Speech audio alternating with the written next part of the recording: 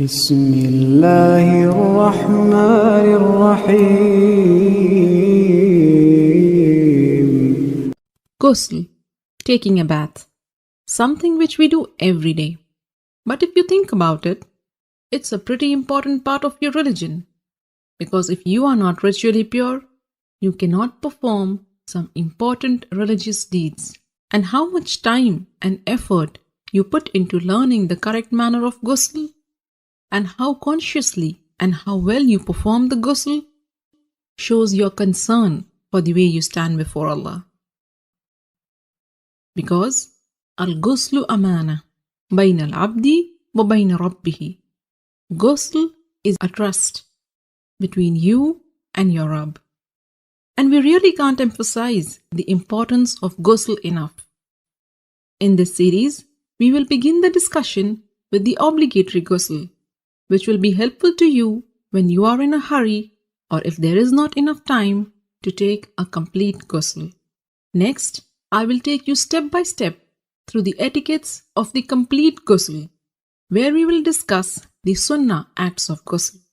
And finally, in the next video, we will answer some frequently asked questions about ghusl. Alhamdulillah, all the information and answers are taken from the writings and fatwa of the scholars. So let's begin. There are two kinds of ritual impurities, the minor impurity and the major impurity, which occurs as a result of janaba, haid or nifas. To achieve tahara from the minor impurity, you only need to renew your wudu, ablution, whereas in the case of major impurity, you need to take a ghusl. And ghusl can be taken in two ways. A complete ghusl with all the sunnahs of the Prophet, and a partial or a sufficient ghusl, which means only doing what is obligatory to free yourself from the ritual impurity. So what are these obligatory acts of ghusl?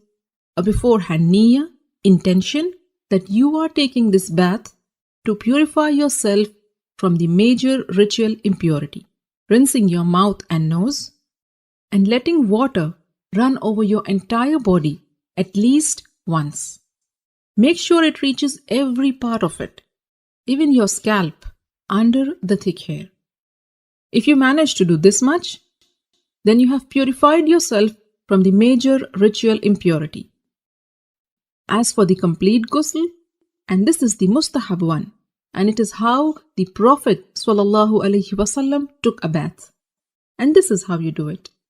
Begin with an intention to purify yourself from the major impurity. Then say Bismillah. Wash your hands 3 times. Then with your left hand, wash your private parts and anywhere else that is contaminated with traces of impurity. Then make a complete wudu, just as you would for prayers. Then pour water over your head 3 times, rubbing and making sure that it thoroughly reaches your scalp. Some scholars said 3 times means once on the right, next on the left, and then in the center. And then pour water and wash the entire body, beginning with the right side, then the left, while rubbing it with your hands so that you are sure you haven't missed any part. So these are the etiquettes of the complete ghusl.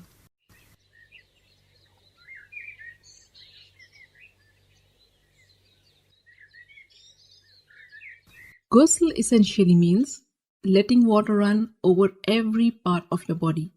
So if you are wearing a ring, you should move it. And if it is so tight that the water won't reach the skin underneath, then you have to remove it. Cosmetic items which form a barrier and prevent the water from reaching your skin must also be taken off. In a narration of Maymuna radiallahu ta'ala anha, it is mentioned that the Prophet sallallahu alaihi wasallam moved away from the spot where he had been taking ghusl, and then he washed his feet. Shaykh Ibn al-Uthaymin rahimahullah explained that what is apparent from the various narrations is that the Prophet washed his feet after ghusl only when there was a need. Like if the floor is made of dirt, and if the feet are not washed, they will remain soiled. So you may want to wash your feet after ghusl if there is a need.